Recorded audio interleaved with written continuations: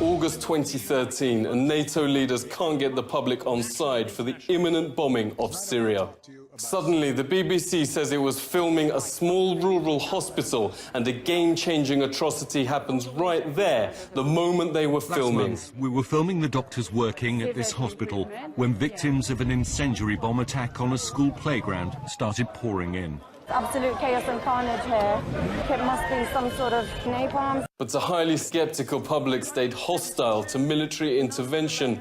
Exactly 1 month later, the leaders are trying to pin a chemical weapons attack on Syria without success. The BBC airs exactly the same footage but digitally alters the word napalm for, quote, chemical weapons, hoping no one will notice. Absolute chaos and carnage here. It must be some sort of chemical weapon. Not only did folks notice, but it unleashed a massive public investigation, which made some extremely disturbing findings. This is the total fabrication.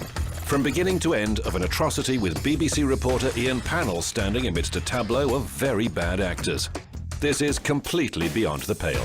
This audio analysis by media investigator Robin Upton shows both versions are identical and from the same speech. The BBC then digitally altered the words from napalm to chemical weapon, the exact justification NATO was finding difficult to prove.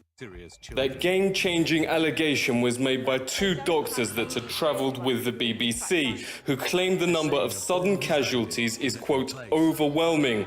What kind of doctor, notes media investigator Robert Stewart, gives interviews when she is surrounded by supposedly seriously burned and dying teenagers? Get anyone who isn't a patient out of here. When a nurse does finally start to help, her order to get anyone who isn't a patient out of here doesn't apply to the cameramen. Even worse, notes Stewart, is the bizarre acting which starts when the man in the centre gives the sign. What do you need to see? We're just human beings. We want to live, you know? Isn't it our right to live? Dr. Roller, on whose sole claim the BBC sends napalm chemical weapons allegations around the world, is actually the daughter of Syrian rebel Musa al-Qadi. The parallel to the Gulf War and nurse Naira is stunning. Congressman said the nurse's tearful testimony that Iraqis were killing children swung their vote in favour of war. Took the incubators and left the children to die on the cold floor.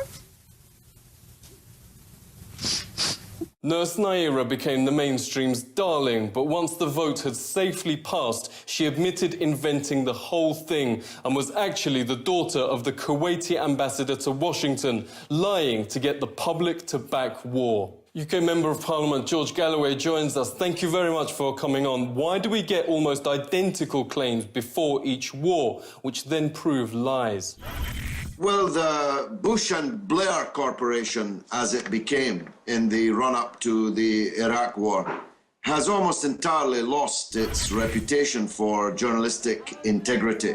A full inquiry must be launched into why the BBC used a piece of material which was not just wrong, but was falsified, and falsified with the purpose of propelling our country into war.